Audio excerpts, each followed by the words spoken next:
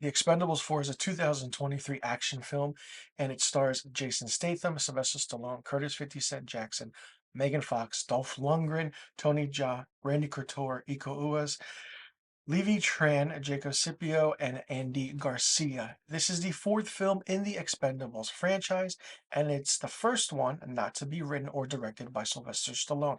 The movie is directed by Scott Waugh, and Carter Wimmer, Tad Daggerhart, and Max Adams wrote the screenplay.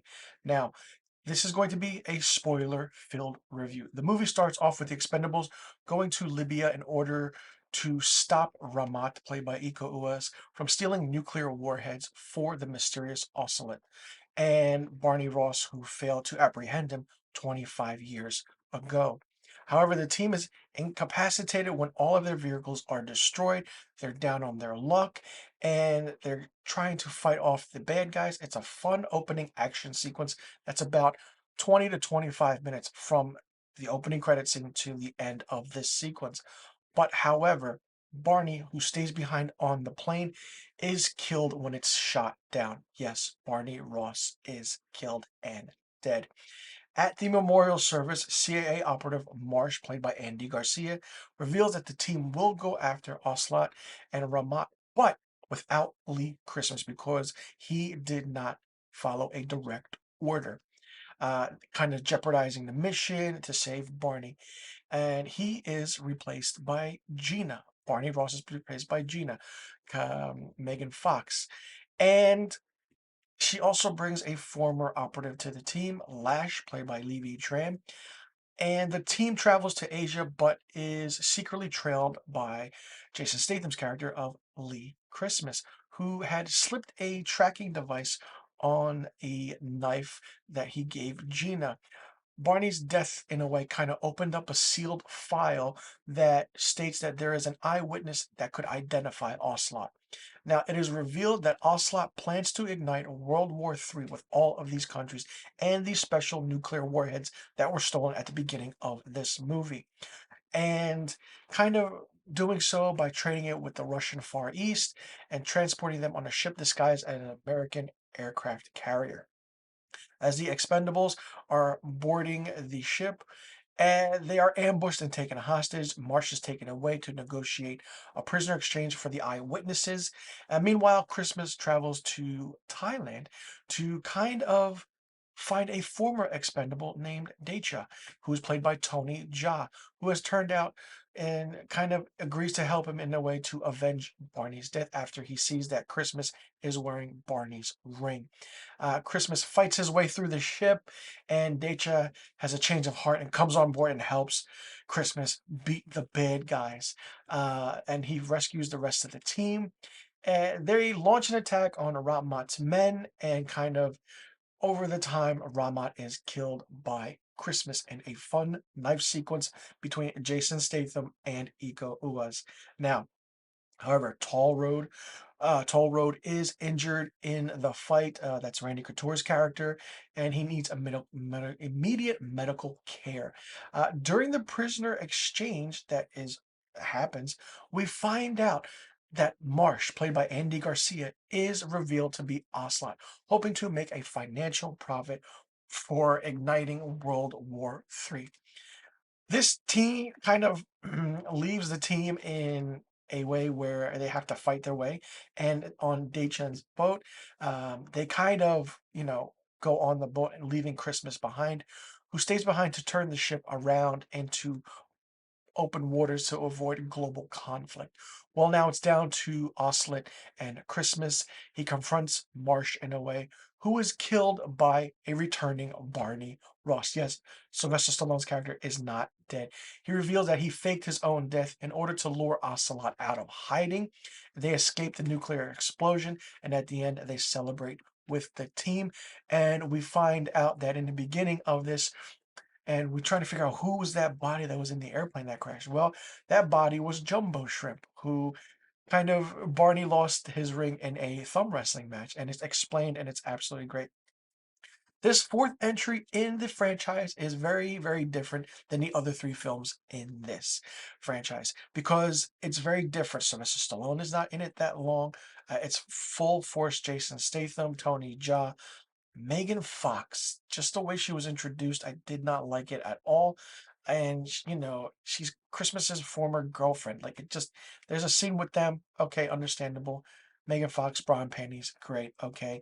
And she leads the team. Oh, all right. Randy Couture is not in it that much. He has a few lines. Dolph Lundgren is kind of that, older expendable trying to figure out things. Curtis 50 Cent Jackson as Easy Day, who's a new member of the Expendables, is just there.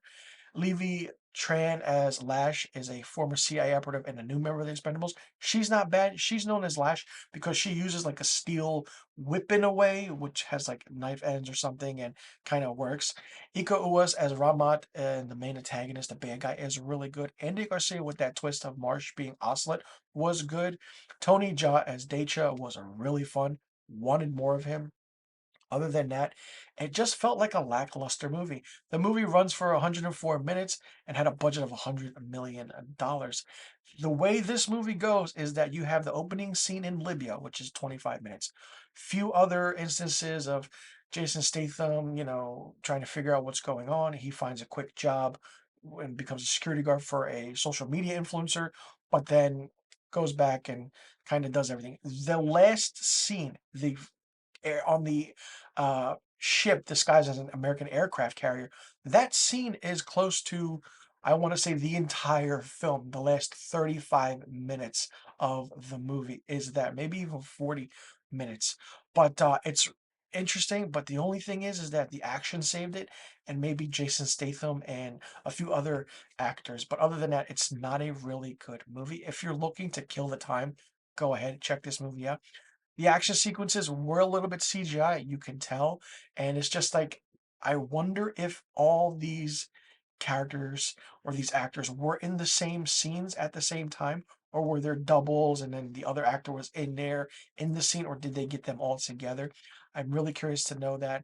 But being the fourth film in a franchise, and after so long, close to 10 plus years of having a big where it started off gigantic with big name stars and coming in with these characters, I feel like they should have been used in other films. But when you're missing out on Terry Crews, Jet Li, Arnold Schwarzenegger, Bruce Willis, Harrison Ford, Mel Gibson, Jean-Claude Van Damme, those are big names, and when you throw in different aspects of this, it's not bad. Levy Tran was badass as Lash. She had a few dialogue scenes, but other than that, it just didn't fit the mold. 50 Cent was just replacing Terry Crews. I feel like Levy Tran was replacing Jet Li. Andy Garcia, again, that CIA agent who turns rogue, was done before. Stallone is not in it at all that much. It's a Jason Statham forward movie, which is great. Dolph Lundgren is not in it as much as well. He's just here and there. Randy Couture has a lot of dialogue scenes. Tony Jaa isn't as much.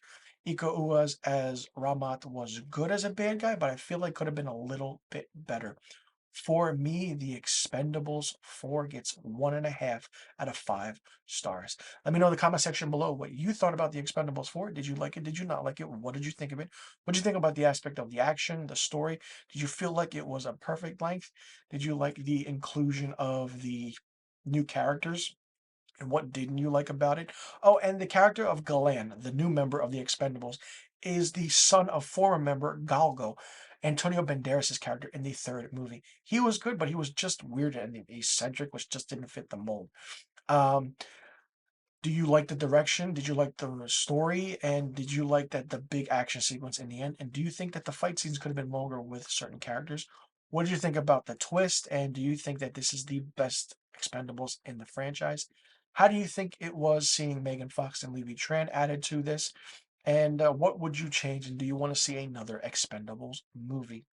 Let me know in the comment section below about all of the questions I just asked, and be sure you click that subscribe button and hit that notification bell for new review videos on my channel.